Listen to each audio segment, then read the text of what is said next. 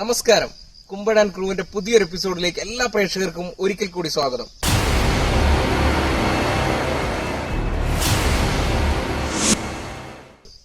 ഇതിപ്പോ വയനാടിന്റെ വനത്തിനകത്തായിട്ടുള്ള ഒരു ചിതൽപുറ്റാണ്, ഒറിജിനൽ ചിതൽപുറ്റാണ്.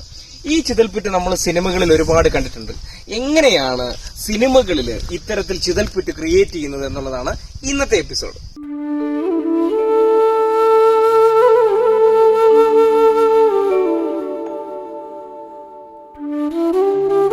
ഞങ്ങളിപ്പം നമ്മൾ ആ ചിതൽപുറ്റ് ഉണ്ടാക്കാനുള്ള ഒരു സ്ഥലം അന്വേഷിച്ച് നടക്കുകയാണ്.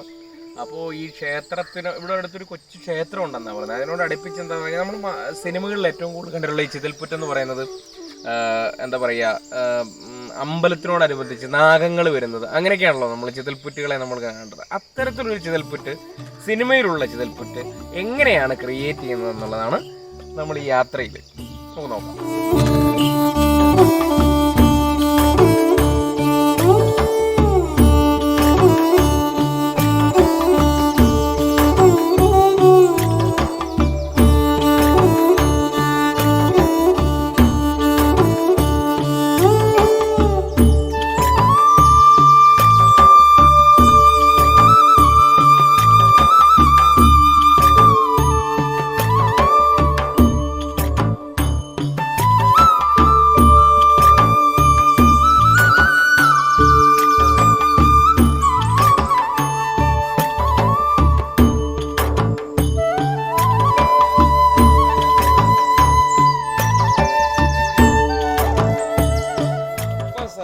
സൂപ്പർ ലൊക്കേഷൻ, ഗംഭീര സ്ഥലം.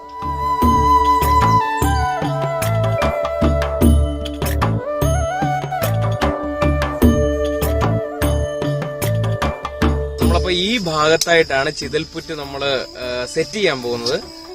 എങ്ങനെയാണ് സിനിമയിൽ ചിതൽപുറ്റ് സെറ്റ് ചെയ്യുന്നത്? ഇതിപ്പോ നമ്മളിപ്പോ കമ്പുകളാണ്, ഇവിടെ കിടക്കുന്ന കമ്പുകളൊക്കെ എടുത്തിട്ടാണ് നമ്മളിപ്പോ ഇത് ചെയ്യാൻ ഉദ്ദേശിക്കുന്നത്. അതേസമയം സിനിമയിലൊക്കെയാണ് നമ്മൾ പട്ടിക കഷ്ണങ്ങളൊക്കെ ഇട്ട് സെറ്റ് അടിക്കാൻ വരുന്നത്. ആ പട്ടിക കഷ്ണം വെച്ചിട്ട് ഇതേപോലെ ഒരു ബേസ്മെന്റ് ഉണ്ടാക്കുകയാണ് ചെയ്യുന്നത്. നമ്മൾ ഇതൊക്കെ ഇവിടെയുള്ള കമ്പുകളൊക്കെ വെച്ചിട്ടാണ് നമ്മളിപ്പോ സെറ്റ് ചെയ്യാൻ പോകുന്നത്.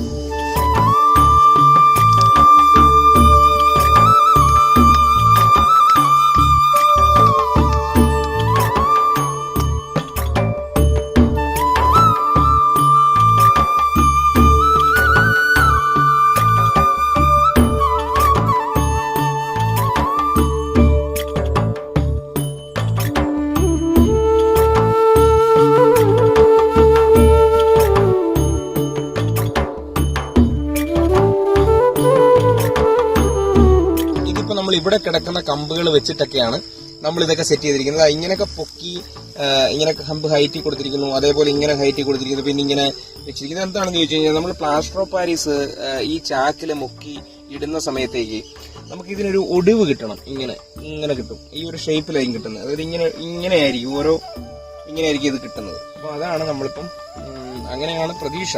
നമുക്ക് എന്തായാലും നോക്കാം അതങ്ങനെ വരുമോ എന്നുള്ളത് നമുക്ക് നോക്കാം. ഇത് റോൾ ചാക്കാണ്. റോൾ ചാക്ക് നമുക്ക് കിട്ടുന്നത് പറയാം ഫർണിഷിംഗ് ഷോപ്പുകളിലാണ് റോൾ ചാക്ക് കിട്ടുന്നത്. അത് നമുക്ക് മറ്റേ ഈ വണ്ടിയുടെ സീറ്റുകൾ, അതേപോലെ തന്നെ എന്താ പറയുക, ഈ അപ്പോൾസറി വർക്കുകൾ അല്ലെ, വണ്ടിയുടെയും അതേപോലെ തന്നെ നമ്മുടെ വീട്ടിലുള്ള സോഫ സെറ്റിയുടെയൊക്കെ അപ്പോൾസറി വർക്ക് ചെയ്യുന്ന ആ ഫോമുകൾ കിട്ടുന്ന കടകളിൽ കിട്ടും. ഇത് ഫർണിഷിംഗ് ഷോപ്പുകളിലാണ് ഇത് കിട്ടുന്നത്. ഇത് റോൾ ചാക്കാണ്. ഇത് മീറ്ററിന് 68 രൂപ അങ്ങനെയൊക്കെ വരുന്നതാണ്. ഇത് അങ്ങനെയാണ് ഇതിന്റെ റേറ്റ് വരുന്നത്. അപ്പൊ ഇതാണ് നമ്മളിപ്പോ ഉപയോഗിക്കുന്നത്. റോൾ ചാക്ക് കുറച്ച് പീസുകളുണ്ട്. ഇത് വെച്ചിട്ട് നമ്മളിപ്പം ഇത് പ്ലാസ്റ്റർ ഓഫ് പാരീസ് ഒരു ബക്കറ്റ് കലക്കി വിഷ്ണു, പ്ലാസ്റ്റർ ഓഫ് പാരീസ് അത് നമുക്ക് കാണിച്ചു തരാം അതെങ്ങനെയാണെന്ന്. എന്നിട്ട് കലക്കിയിട്ട് നമ്മൾ ഇതിലേക്ക് നമ്മൾ ഇടാൻ പോവുകയാണ്. അപ്പൊ ഒന്ന് കട്ട് ചെയ്തു കുറച്ച് പീസുകളായിട്ടാകുമ്പോൾ നമുക്ക് കുറച്ചുകൂടി ഇടാൻ സൗകര്യമായിരിക്കും. എനിക്ക് തോന്നുന്നു കുറച്ചുകൂടി പീസ് കുറയ്ക്കും.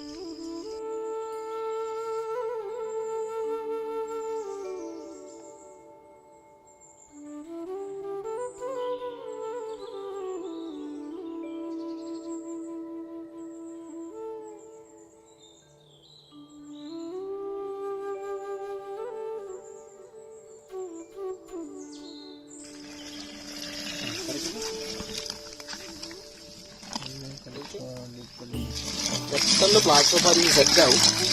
ഒരുപാട് ഒഴിക്കരുത്, മുക്കിയെടുത്തന്നെ.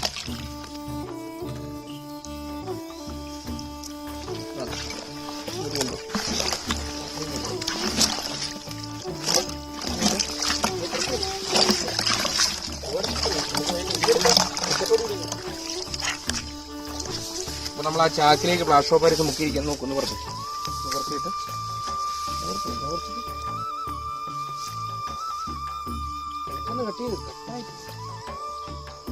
നമ്മളിങ്ങനെ ഇട്ടു. അടുത്ത മുക്കിയെടുക്കും. പ്ലാസ്റ്റർ ഓഫ് പാരീസ് സെറ്റാവും. അത് കുഴപ്പമില്ല.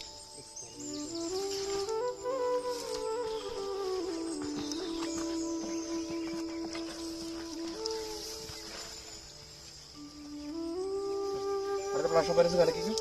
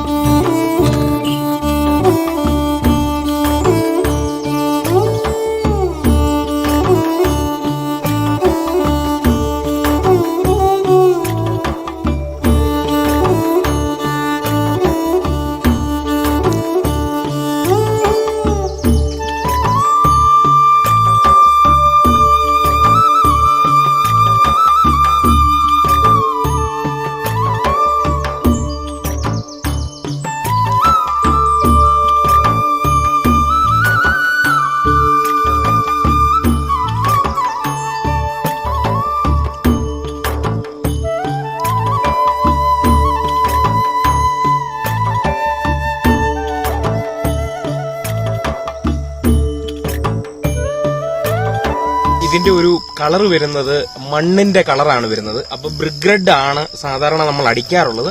പക്ഷെ നമ്മളിപ്പോ എന്താ ചെയ്യുന്നതെന്ന് ചോദിച്ചു കഴിഞ്ഞാൽ, ഇവിടെ കിടക്കുന്ന നല്ല ക്ലേ ഉണ്ട്. ആ ക്ലേ ആണ് നമ്മൾ ഒന്ന് കലക്കിയിട്ടാണ് ഇതിലേക്ക് അടിക്കാൻ പോകുന്നത്. ആ ക്ലേ വെച്ചിട്ടാണ് നമ്മളിത് വർക്കൗട്ട് ചെയ്തെടുക്കാൻ പോകുന്നത്.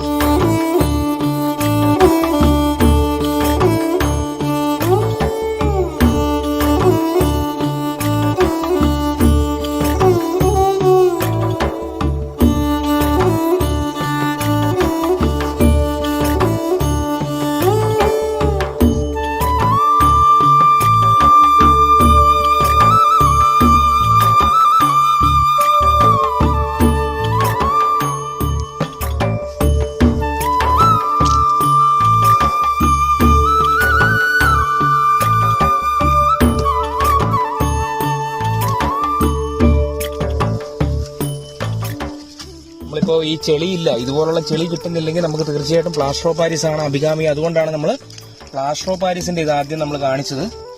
അപ്പോ നമ്മളിപ്പോ നമുക്ക് ക്ലേ കിട്ടി, നല്ലൊരു കളിമണ്ണ് പോലുള്ളൊരു സംഭവം കിട്ടിയപ്പോൾ തീർച്ചയായിട്ടും അതിന്റെ നമ്മളത് യൂസ് ചെയ്യുന്നു എന്നുള്ളതാണ്. കാരണം ഇങ്ങനെ നമുക്ക് വർക്കൗട്ട് ആക്കാം. കാരണം അതല്ല, ഇതൊന്നും കിട്ടാത്ത സ്ഥലമാണെങ്കിൽ നമുക്ക് ബ്രിക്ക് റെഡ് അടിച്ചാൽ മതി, നേരെ ചെളിയുടെ ആവശ്യമില്ല.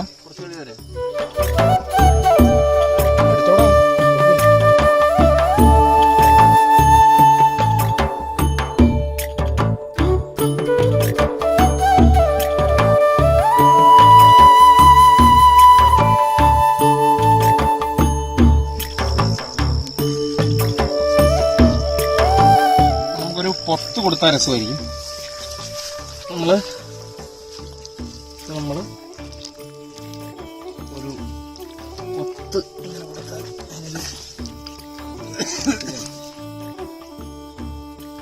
സംഭവം നമ്മൾ കൂടുതൽ ഈ പാമ്പിന്റെ ഒക്കെ പൊത്തുകളൊക്കെ ആയിട്ടാണ് നമ്മൾ ഇതിനകത്ത് ഇങ്ങനെ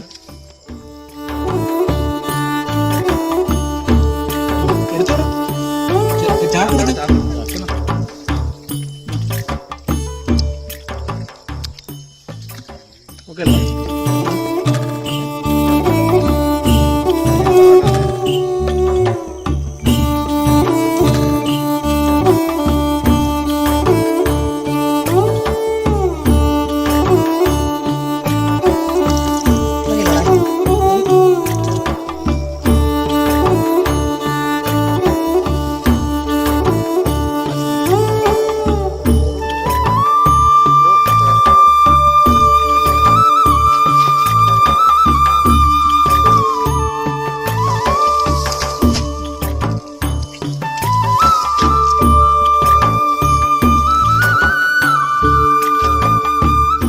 പുല്ലുകൾ നമ്മളിവിടെ കൊണ്ടുവെക്കുന്നത് എന്തിനാണെന്ന് വെച്ചാൽ ഇതിനൊരു നാച്ചുറാലിറ്റി കിട്ടാൻ വേണ്ടിയിട്ടാണ്. ഇതിവിടെ ഉണ്ടായിരുന്നതാണ് എന്നുള്ളത് നമ്മൾ കാണിക്കാൻ വേണ്ടിയിട്ടാണ് നമ്മൾ ഇത്തരത്തിലുള്ള പുല്ലുകൾ നമ്മൾ കൊണ്ടുവന്ന് നിൽക്കുന്നത്.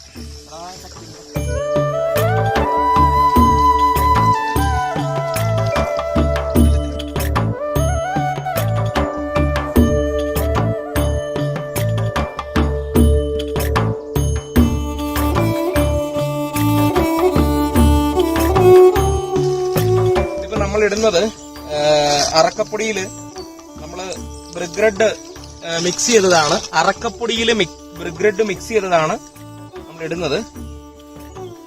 മറ്റൊന്നുമല്ല, ഒരു ഭയങ്കരമായിട്ട് ഇതായിട്ടിരിക്കണം. അല്ലെങ്കിൽ നമുക്കിനി മഞ്ഞപ്പൊടി കൂടെ കുറച്ചൊന്ന് ഇട്ട് നോക്കാം. ഇനി പറയുന്നത് വൃത്തിയാണോ?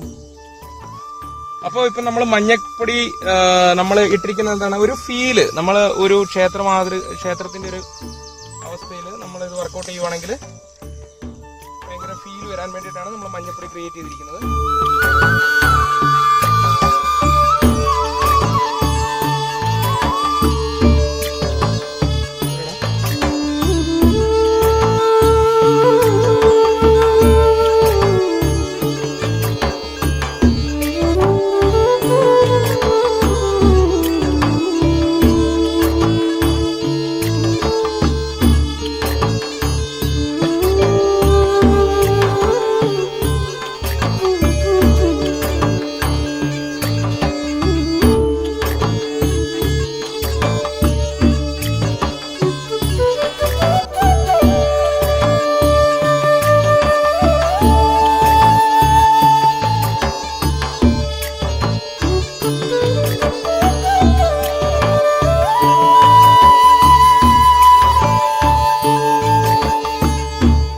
തിരുനെല്ലി ക്ഷേത്രത്തിലേക്കുള്ള യാത്രക്കിടയിലാണ് ഇത്തരത്തിലുള്ള ഒരു ചിതൽപുറ്റ് നമ്മുടെ കണ്ണിൽപ്പെടുകയും ആ ചിതൽപുറ്റ് കണ്ടപ്പോഴാണ് തോന്നുന്നത് ഇത്തരത്തിലൊരു എപ്പിസോഡ് ചെയ്താൽ എന്താണ് എന്ന് തോന്നിയതിന്റെ പശ്ചാത്തലത്തിലാണ് നമ്മൾ വളരെ പെട്ടെന്ന് അതിനോടനുബന്ധിച്ചുള്ള ഒരു സ്ഥലത്ത് തന്നെ നമ്മൾ ഇത്തരത്തിൽ ഒരു സ്ഥലം കണ്ടെത്തുകയും ആ സ്ഥലത്ത് ഇങ്ങനെ ചിതൽപുറ്റ് ക്രിയേറ്റ് ചെയ്യുകയും ചെയ്തത്. ഇത് നമ്മൾ ഹൊറർ സിനിമകൾക്ക്, അതായത് നമ്മളിപ്പോ ഞാൻ ചെയ്ത പടങ്ങൾ തന്നെ യക്ഷിയും ഞാനും, അതേപോലെ തന്നെ ആടുപുലിയാട്ടം, ഈ ചിത്രത്തിലൊക്കെ നമ്മള് സെറ്റ് ഇട്ടതിനകത്ത് ഇതേപോലെ ചിതൽപുറ്റുകൾ ക്രിയേറ്റ് ചെയ്തിട്ടുണ്ട്. തമിഴ് ചിത്രങ്ങളില് കൂടുതലും ഇങ്ങനെയുള്ള ഭക്തി ചിത്രങ്ങളിലൊക്കെ നമ്മൾ കണ്ടിട്ടുണ്ട് ചിതൽപുറ്റുകൾ നാഗങ്ങളുടെ പ്രീതിക്കായിട്ട് ഇങ്ങനെ മഞ്ഞൾപ്പൊടിയൊക്കെ ഇട്ടിട്ട് നമ്മള് പാലൊക്കെ ഇങ്ങനെ കൊണ്ടുവെക്കുന്നത് നമ്മൾ കണ്ടിട്ടുണ്ട്. അപ്പൊ ഇത്തരത്തിലാണ് സിനിമകളിൽ ചിതൽപുറ്റ് ക്രിയേറ്റ് ചെയ്യുന്നത്. ഇത് വേറെ രീതിയിലുണ്ട്. നമ്മളിപ്പോ അല്ലാതെ പട്ടിക കഷ്ണം സെറ്റ് അടിക്കാനൊക്കെ പട്ടികകൾ കൊണ്ടുവരുമ്പോൾ അത് വെച്ചിട്ടൊക്കെ നമ്മൾ ഇതിന്റെ ബേസ്മെന്റ് അടിച്ചിട്ട് എവിടെയെങ്കിലും കൊണ്ടുവച്ചിട്ടും നമ്മൾ ചാക്ക് നമ്മൾ പ്ലാസ്റ്റർ മുക്കി ഇങ്ങനെ ഇട്ടിട്ട് ബ്രിഗ്രെഡ് അടിച്ചാലും മതി. നമ്മളിപ്പോ ഇവിടെ കിടന്ന ചെളിയും അതുപോലെ പ്ലാസ്റ്റർ ഓഫ് പാരീസും ഒക്കെ വെച്ചിട്ടാണ് നമ്മൾ ഇത് ക്രിയേറ്റ് ചെയ്തിരിക്കുന്നത്. ഇത്തരത്തിൽ പുതുമകൾ നിറഞ്ഞ സിനിമയ്ക്കുള്ളിലെ രഹസ്യങ്ങൾ, സിനിമയ്ക്കുള്ളിലെ ടെക്നിക്കൽ ആയിട്ടുള്ള കാര്യങ്ങൾ നിങ്ങളുടെ വിരൽത്തുമ്പിൽ എത്തുവാൻ വേണ്ടിയിട്ട് നിങ്ങൾ ഈ ചാനൽ സബ്സ്ക്രൈബ് ചെയ്യണം. ഒപ്പം തന്നെ ഇതിന്റെ ബെല്ലൈക്കൺ ഒന്ന് പ്രസ് ചെയ്തേക്കണം. കൂടാതെ മറ്റുള്ളവർക്ക് ഉപകാരപ്പെടുന്ന രീതിയിലേക്ക് ഈ ചാനൽ ഷെയർ ചെയ്യാൻ കൂടി മറക്കരുത്. അപ്പോൾ നിങ്ങളുടെ സപ്പോർട്ടാണ് നമ്മളുടെ വിജയം. അപ്പോൾ തീർച്ചയായിട്ടും പുതിയ എപ്പിസോഡുമായി കാണും വരെ ബൈ. ഒരാള് അവിടെ നിന്ന് ഓടി വരുന്നുണ്ട്.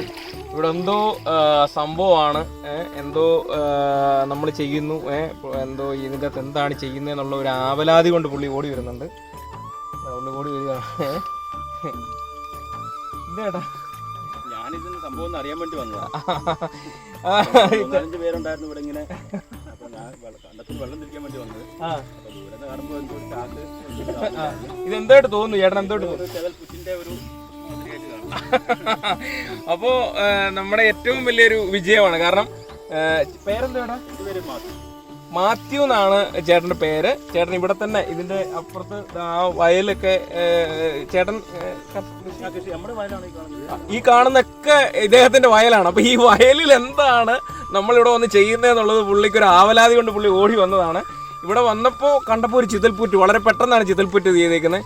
എന്തായാലും നമുക്ക് കിട്ടിയ ഏറ്റവും വലിയ അംഗീകാരമായിട്ട് തോന്നുന്നു. കാരണം എന്താ വെച്ചാൽ മാത്യു ചേട്ടൻ ഇവിടെ വന്നിട്ട് ഇതൊരു ചിതൽപുറ്റായിട്ട് തോന്നുന്നു എന്ന് നമ്മളെടുത്ത് പറയുമ്പോഴാണ് ഒരു കലാകാരനെ സംബന്ധിച്ചിടത്തോളം ഏറ്റവും വലിയൊരു അംഗീകാരമായിട്ട് കാണുന്നത്.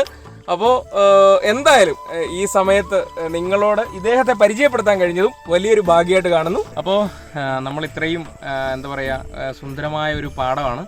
ആ പാടത്ത് നമ്മൾ ഇത്തരത്തിലുള്ള സംഭവങ്ങളൊന്നും നമ്മൾ ഉപേക്ഷിക്കുന്നില്ല. അത് മൊത്തം നമ്മൾ പൊളിച്ചെടുക്കുകയാണ്. അപ്പോൾ അതങ്ങനെ, കാരണം ഇവരുടെയൊക്കെ ഒരു അന്നമാണിത്. അപ്പോൾ അതുകൊണ്ട് നമ്മൾ ഇതെല്ലാം പൊളിച്ച് നല്ല രീതിയിൽ തന്നെ റിമൂവ് ചെയ്തിട്ടാണ് നമ്മൾ പോകുന്നത്.